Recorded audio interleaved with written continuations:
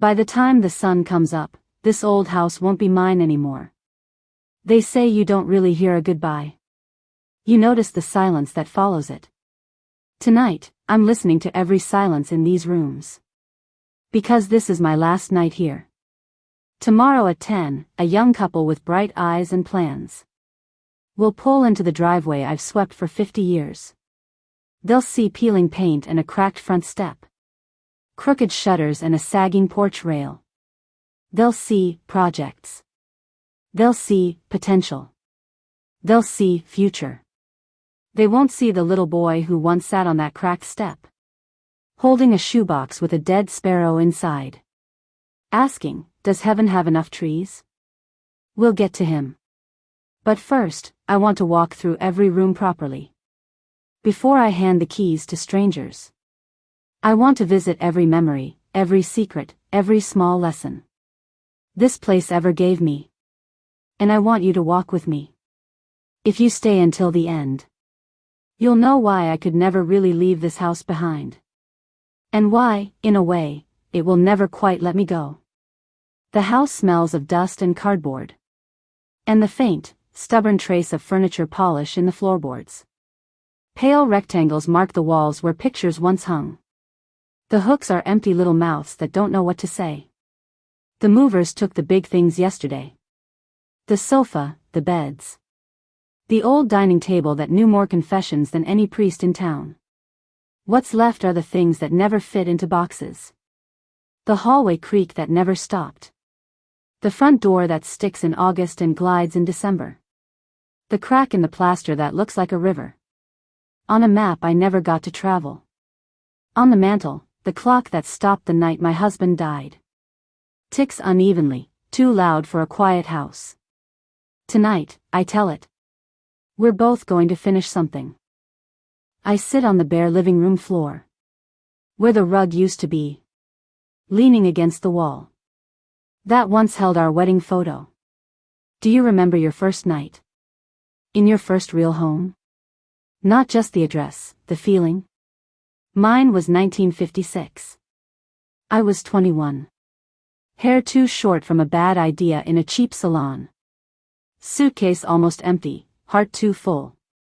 He, your grandfather, though you never met him, carried me over this threshold as a joke. We laughed so hard he nearly dropped me. The house was loud then. Every floorboard complained. The pipes clanged like someone was trapped inside them, banging to be let out. We had a borrowed mattress on the floor, 2 chipped plates, and the kind of hope that doesn't know its own weight. No curtains yet. The night looked straight in at us like a nosy neighbor. We lay on that thin mattress, my head on his chest, listening to the house breathe for the first time. Do you think we'll be happy here? I whispered. Of course, he said. As if happiness were something you could order from a catalog and have delivered in 6 to 8 weeks. He didn't know yet that this house would hold our happiest days. And the one day I still can't stare at for too long.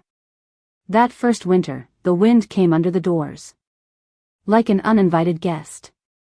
I stuffed old towels into the cracks, boiled potatoes just to keep the oven running. On one wall, the wallpaper never sat flat. Under a loose corner, in someone else's careful pencil, was a single line and a date. Who do you think wrote that? I asked him. He squinted, pretending to be wise. Someone who meant to come back, he said. We never papered over it. A stranger's little mark felt like company. In a house that didn't know our names yet. Years folded over each other like quilts. One day I was a new bride, scrubbing scuffed floors with vinegar and hot water. The next, I was painting a crib in the middle of this room. Windows open to let the fumes, and our arguments, out. Blue is for boys, he said. I painted it yellow when he went to work. Why yellow? He asked that night. Because I won't let the walls decide who my child will be. I snapped, fiercer than I meant. Sometimes I wonder where that girl went. The one who painted yellow out of stubbornness and principle. Maybe she's still here somewhere. Caught between coats of paint. Come with me. Let's walk down the hallway. Run your fingers along this doorframe. Feel those grooves. Those are inches and years. Every birthday, every first day of school. I pressed a straight back against this frame. Hand on a small head, pencil ready. Stand tall, I'd say. They always tried to rise onto tiptoe. Everyone wants to be bigger. Before they learn what big asks of you. That tallest mark. That's Daniel at 17.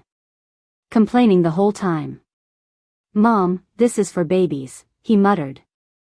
But when I pulled the pencil away, he still snuck a quick look at the new line. We pretend not to care. Right up until the moment we do. Sometimes I think this house knew us. Better than we knew each other. Houses have good ears. These walls heard me crying in the bathroom. The day I found out I was pregnant again. After 3 tries and 2 losses. They heard his footsteps change. After the factory accident. Slower on the stairs. One knee always giving him away on the 4th step. They heard the slam of Daniel's door at 15. The scrape of the lock. The music turned up too loud. After I'd said, "No, you're not leaving school." Do you remember the first big no? That made you want to pack a bag. Even if you had nowhere to go. I remember his face. Red, tight with a fury too big for his bones. "You don't understand anything," he shouted. About me, about now, about anything. He was wrong, of course. And also right, in ways. That took me 5 years to admit. The house is settling for the night. Can you hear it? A sigh in the beams. A crack somewhere in the attic. Like a knuckle being stretched. When you live in a place long enough, its noises stop scaring you. They start answering you. Is this the right decision? I ask the dark. A floorboard pops in the distance. Is it really time to go? The refrigerator hums, then falls silent. Will the children understand? Why I stayed so long. And why I'm leaving now. The clock ticks. It doesn't answer. It never has. Let's go to the kitchen. That's where the real history lives anyway. Here we are. Once there was a round table right here. With a leg that wobbled if you laughed too hard. I fed everyone at that table. Your grandfather before dawn. Eggs and toast and coffee strong enough to stand alone. Children half asleep over cereal. My mother, later, when her hands shook too much. To spread her own jam. A table becomes an altar. Without anyone ever planning it. At this table, he told me. We were expecting our first child. At this table, years later. I told him I wasn't sure I could forgive him. Not for some grand betrayal. But for 100 small neglects. That had grown like mold in the dark spaces between us. It was the winter the factory moved him to nights. He'd come in at dawn, exhausted. Smelling of metal and cold air. I'd be at the stove. Hair pinned up. The baby crying down the hall. My mother's voice in my head. Criticizing everything I did. One morning, I put his plate down too hard. The fork jumped, yolk slid across the porcelain. What's wrong? He asked. Nothing, I lied, the easiest word in any language. Come on, he pushed. You've been quiet for weeks. That was when nothing turned into everything. I told him I was tired. Tired of carrying the nights alone. Of waking for the baby. For bad dreams. For my own looping thoughts. Tired of feeling like a ghost. Haunting my own life. While he lived in a world of machines and men. I never even saw. Do you know the name of Daniel's teacher? I asked. He looked guilty. No. Why? Exactly, I said. It wasn't a kind blow. But tired mouths rarely choose kind words. We argued in circles. Voices rising with the steam from the kettle. He said he was doing his best. I said you don't get to grade your own report card. His hand hit the table. The salt shaker toppled. The baby cried down the hall. For a long heartbeat, we both just sat there, listening to that thin, desperate wail thread its way through the house. "I'll get her," he said finally, standing. In that simple sentence, a piece of the wall between us softened. Do you know how many fights in a marriage end not with "I'm sorry," but with someone getting up to do the thing the other is too tired to do? That was the first lesson this kitchen taught me. Love is rarely grand. Most days, it's just someone else pushing back their chair. Years later, in this same room, I burned a pot of stew so badly. The smell clung to the walls for a week. It was early autumn. My sister sat at this table, lipstick perfect, while we tried to decide whether to move our mother into a home. "I can bring her here," I insisted. "She can have the front room. We'll manage." "You can't even lift her," my sister said gently. "Your back's already bad." "I'm fine," I lied again. The front door banged. A letter slid through the slot. I wiped my hands and went to get it. In the hallway, I opened the envelope and watched the doctor's words blur. Progression, decline, care options. What they meant was simple. My mother was disappearing, piece by piece. And there was nothing any daughter or any house could do to stop it. I stood there, swallowing tears, while, in the kitchen, the stew boiled over. I heard the hiss before I smelled the burn. My sister rushed to the stove, waving smoke away. "What are you doing?" she cried. I held up the letter. "Losing her," I said. That night, after the pot soaked in the sink, after my mother had asked for the third time, when we were going home, while sitting in her own chair, I sat at this table alone. The house was full, and I had never felt so empty. "Who's going to hold me?" I whispered. The cupboards and clock and quiet were my only witnesses. Sometimes the only thing that sees you break is the room you're standing in. Back through the hallway now. The stairs groan as I climb. Once they carried me two at a time. Baby on my hip, laundry basket in my other arm, grocery list in my head. Now I take them one careful step at a time. The stairs haven't changed. We have. Halfway up, a pale square marks the wall, where a beach photo hung for decades. The four of us in black and white. Sand on our legs. Sun in our squints. I packed that frame into a box labeled "Fragile." The ghost of its shape stays behind. At the top, the air feels stiller. Bedrooms hold our loudest unsaid thoughts. Daniel's room first. The door still sticks. Tired from all the teenage slams. No posters now, no comics. Just dust where shelves used to be. And a faint rectangle in the floor, where his bed pressed down for years. Rooms remember the weight of us. From his window you can see the big oak in the yard. Pirate ship, spaceship, dragon. Prison, depending on the game. It was under that tree. He told me he wanted to quit school. "College isn't for me," he said, kicking at a root. "What is for you, then?" I asked. Something real. Something now. I'd built my whole life on later. Later we'll have money. Later we'll fix the roof. Later we'll see the world. Later is a beautiful word. Until you run out of it. We fought under that tree. And then up here, behind this door. He talked about joining the service. Seeing the world as if the world were an aunt you could visit for a long weekend. I said he was too young.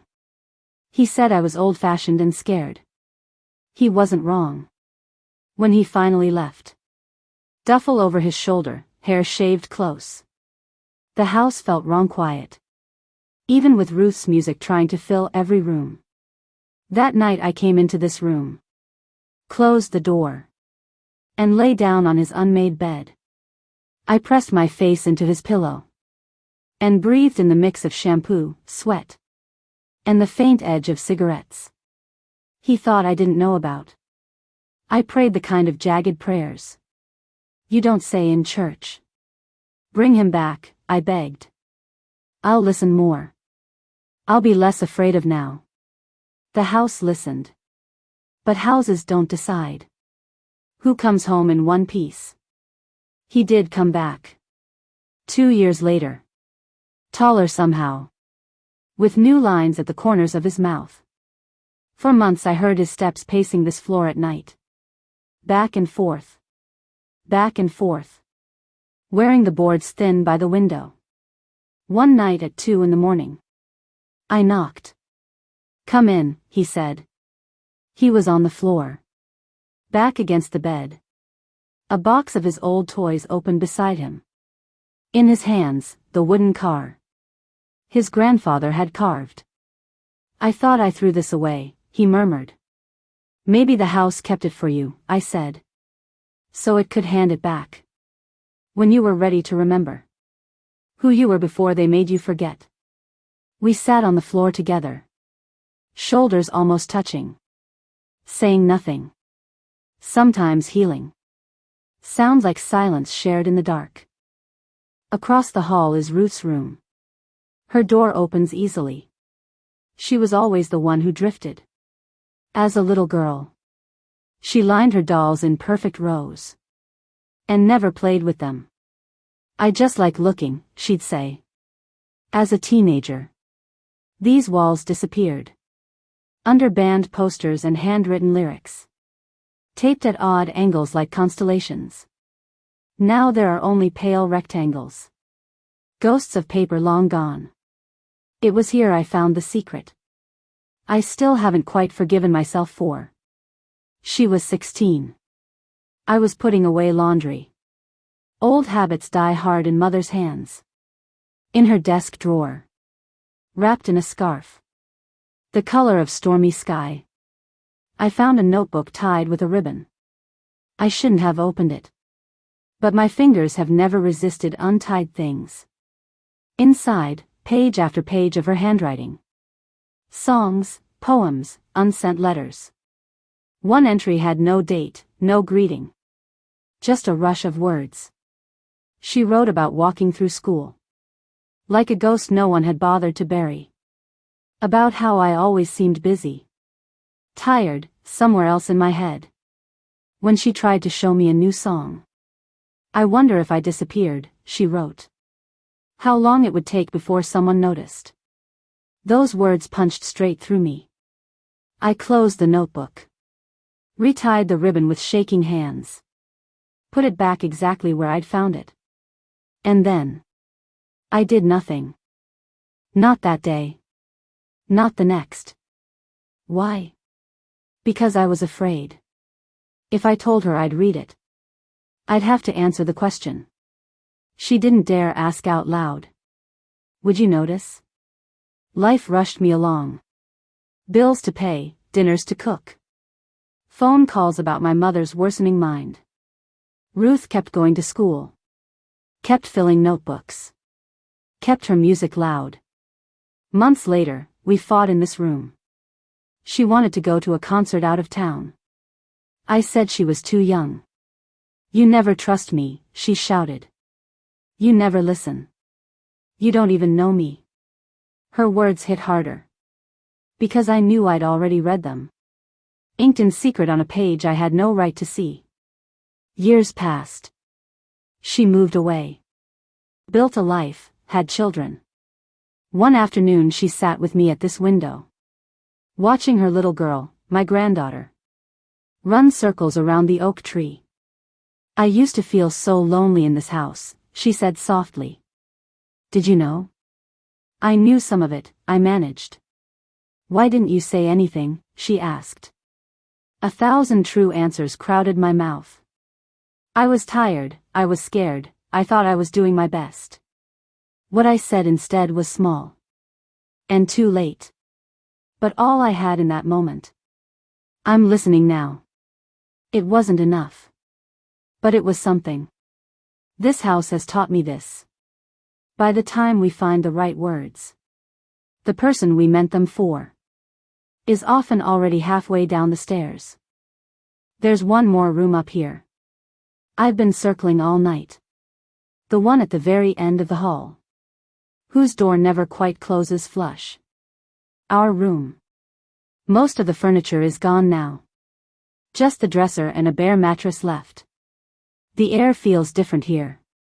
Thinner, like it remembers how to hold its breath. This is where we whispered plans in the dark. Argued in murmurs about money and children. Fell asleep in the middle of sentences. We never finished. He loved this room. Best view in the house, he'd say. Though it was only the neighbor's roof. And a sliver of sky. In summer, we slept with the window open. Listening to dogs and distant radios. In winter, we burrowed under blankets. His cold feet always hunting for mine. One night, years in, I lay with my head on his chest and asked, "Do you ever regret it? This life? This house? Us?" He was quiet so long I thought he drifted off. Then he said, "Sometimes I regret that I never took you to Paris." I laughed. "We've never even been on a plane." "I know," he said. "That's the regret. We never made it to Paris. Our adventures were smaller. New restaurants 2 towns over. Wrong turns on Sunday drives. We pretended we're on purpose. I've learned this much. The size of the adventure rarely matches the size of the memory. The hardest memory in this room doesn't arrive with trumpets. It slips in quietly, like the shadow of a bird crossing the wall. It was a Tuesday in spring. The kind where the sun is warm, but the shade is still winter. He'd been joking about heartburn for weeks. "Too much of your cooking," he'd tease. That night, after dinner, he came upstairs and said, "I'm going to lie down a bit."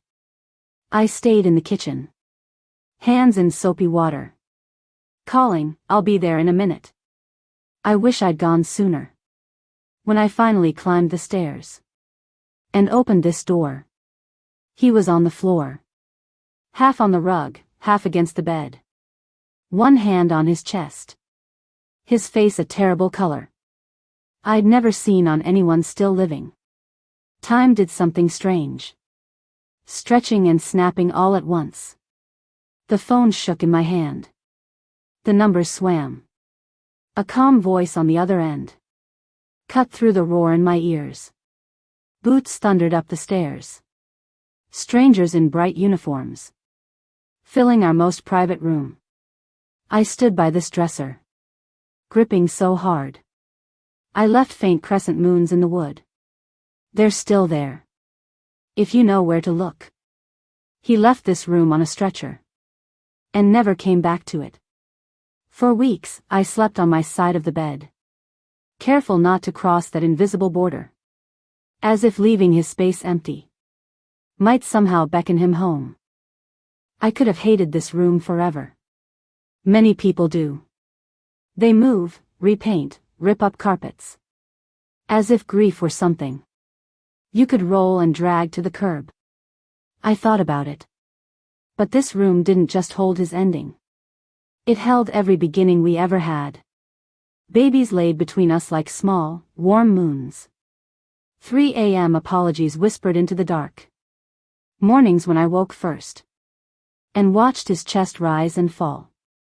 And told myself, remember this. One day it will stop. And then it did. So I chose to stay. To let this room be. Both the place where my heart broke and the place where it grew in the first place. I sit on the edge of the bare mattress now, hand resting on the worn fabric. Did we do all right? I ask the dark. The house answers the only way it knows how. A faint rattle at the window. A car passing outside. The soft tick of the unreliable clock. We did the best we could, I whisper. Tonight, for the first time. I let myself mean me when I say that. It's late now. Past midnight, maybe closer to 2. The house feels like it's holding its breath. There's one more place I have to go. Before the sun finds us. The oldest secret in this house doesn't live in any bedroom. It lives above them all. Where the dust is thickest. In the attic. The attic ladder complains when I pull it down. It always has. When the children were small, I told them monsters lived up there. To keep them off the rickety steps. Later, I told them treasures did. Old toys, holiday decorations. Boxes of school projects. I couldn't throw away. Both stories were true. The attic smells of dry wood and old paper. One bulb hangs from the ceiling. Its pull chain polished. By every hand that's ever reached for it. Up here are the forgotten layers of our life. A crushed Christmas wreath. The stroller we meant to donate. A box labeled Kitchen 1978. No one has opened since. And in the far corner, behind a trunk and a sagging suitcase, a small wooden chest. The lock is only for show. He always meant to replace it with a real one. Inside are letters. Dozens of them. Some tied with ribbon. Some folded badly. Some in my hand. Some in another's. Before this house. Before your grandfather. There was someone else. We were 17. Both certain the world would rearrange itself. Just because we'd asked it to. He wanted to be a musician. I wanted to follow. We wrote letters. Even when we saw each other every day. I want everything, I once wrote. Me too, he wrote back. Then life laid its heavy hand on us. His father got sick. My mother's mind began to fray. Money that might have bought bus tickets. Paid for pills and rent instead. He left for another city to work a job he hated. I'll send for you, he wrote. Wait for me. I waited. Weeks, then months. Letters came, then slowed, then stopped. That was when I met your grandfather. He was not a dreamer. He made lists, not songs. He showed up when he said he would. He was kind and plain and steady. I didn't fall for him like in the movies. It was quieter. Like walking into a house. And, halfway through the evening, realizing you've stopped hearing the creaks. We married. We bought this place. Almost a year later. One more letter came. Wedged in the old mailbox on the porch. Postmarked from a city I've never visited. I'm sorry, he wrote. I lost my way. I'm coming back for you. Tell me you're still waiting. I read it sitting on this attic floor. My free hand on the small swell of my belly. Where your mother was just beginning to make herself known. Outside, your grandfather hammered a loose board on the fence. Singing off key. I wrote back. Told the truth, mostly. That I was married. Expecting. Building a life. I didn't tell him. How often I still dreamed of roads untraveled. I sealed the envelope. Addressed it. Took it downstairs. And left it on the kitchen counter. For 3 days it sat by the bread box. In the way when I wiped crumbs. In the way when I set down plates. Each time I moved it. It felt heavier. On the 4th day. I picked it up again. But instead of the mailbox. I climbed the stairs. Pulled down this attic ladder. And came up here. I opened this chest. laid the unmailed letter on top of the others, and closed the lid.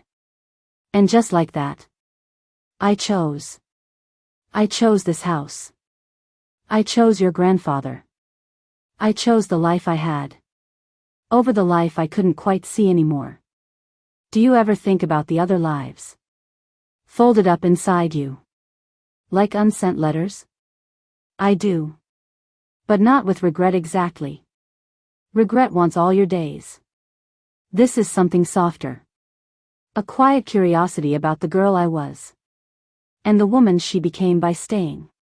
For years, I kept this box, as proof that I'd once had options, that I had been wanted by something wilder than this street. I never told your grandfather. Not because I didn't trust his love, but because I trusted it too much to bruise it with a story that no longer needed to be lived. Now, on my last night in this house, I opened the chest again. The paper is thin. The ink faded. I find that unmailed envelope, with my younger handwriting on it. What am I saving it for now? I sit cross-legged on the attic floor, like the girl I used to be, though my knees complain louder now. Every floor of my life is stacked beneath us. Bedrooms, hallway, kitchen, living room. Like chapters in a book this house has been reading for almost 70 years. I hold the letter for a long time. Then I tear it in half. The sound is small, but it feels final. I tear it again, and again, until the words are confetti. No one will ever piece together. I don't need them anymore. I don't need proof that I could have left. I am the proof of what happened when I stayed. The children. Their children. The lines on that doorframe. The dent in the hallway wall. The echo of his laugh, caught in the corner of the ceiling. Those are the real letters I sent out into the world. I put the rest of the old letters back into the chest. This time, it doesn't feel like hiding. It feels like shelving a book I've finally finished. I close the lid gently and leave the box where it is. Maybe the new owners will throw it out. Maybe someone will find it at a thrift store and wonder about the girl in those pages. We don't get to choose who finds our stories. We only get to choose how honestly we live them. Back down the ladder, across the hallway. Lights off, one by one, until only the kitchen glows, like a small square of gold. It's nearly 4 a.m, the hour when even the night is tired. I put the kettle on for one last cup of tea. Maybe we reach for warm mugs when we don't know what else to hold. At the bare folding table, I set 3 things down. The house key on its cracked leather ring. A small stone from the backyard. My granddaughter once called her wishing rock. And a photograph from our 25th anniversary at this very table. Him in an uncomfortable rented suit. Me mid-laugh, cake on my lip. Behind us, on the wall, a calendar with the month circled in red. We didn't know then how many red circles we had left together. Thank you, I whisper. To him. To this table. To every burnt stew and every quiet reconciliation. By the pantry, taped a little crooked to the wall, is a note I've written to the new owners. It says, "Please be kind to this house. It has held more than you can see. If the stairs creak at night, don't be afraid. It's only the past settling in. If you find pencil marks on a doorframe, leave them if you can. They belong to children who are taller now, but still come back here in their dreams. If you ever feel lonely, make a cup of tea and sit by the kitchen window. Listen. This house remembers love." Beside the note, I tape a small photograph of the house as it looked The year we bought it. Fresh paint, bare yard. Two foolish young faces on the porch. Thinking the hardest part would be paying the mortgage. The sky outside the window is changing color now. Black to deep blue to gray. Dawn is coming. I walk into the living room. One last time. The yellow lamp glows in the corner. Patient as ever. I sit on the floor, where our first mattress once lay. On our first night here. I close my eyes. I hear a baby's first laugh. Spoons in cereal bowls. Rain on the roof. His voice singing off-key. Daniel's angry footsteps. Ruth's music bleeding through the walls. The long, patient breathing of the house itself. Houses don't keep us from losing time. I murmur. They just give it echo. I stand, slowly. My bones complain. I ignore them. It's time. I put on my coat. Slip the wishing stone into my pocket. The photograph stays taped to the wall. Some memories belong to the place where they were made. At the front door. My hand rests on the knob. This door has greeted scrape-knee children. Tired workers. Worried doctors. Neighbors with borrowed sugar. Friends with casseroles. When words weren't enough. Am I doing the right thing? I ask. The answer doesn't come from the house. It comes from somewhere quieter. Deep inside. Yes, it says. Because the house was never just these walls. It was the life we lived inside them. And all of that is already packed inside me. I open the door and step onto the porch. The morning air is cold and clean. I close the door gently. The way you close a sleeping child's room. The key turns in the lock. For the last time. Click. I lay my palm flat on the wood. Goodbye, I say. And what I mean is, thank you for every version of me you sheltered. I walk down the cracked front step. I always meant to fix. And never did. Behind me. The old house stands. Imperfect, stubborn, beautiful. In every way that matters. Ahead of me. A small,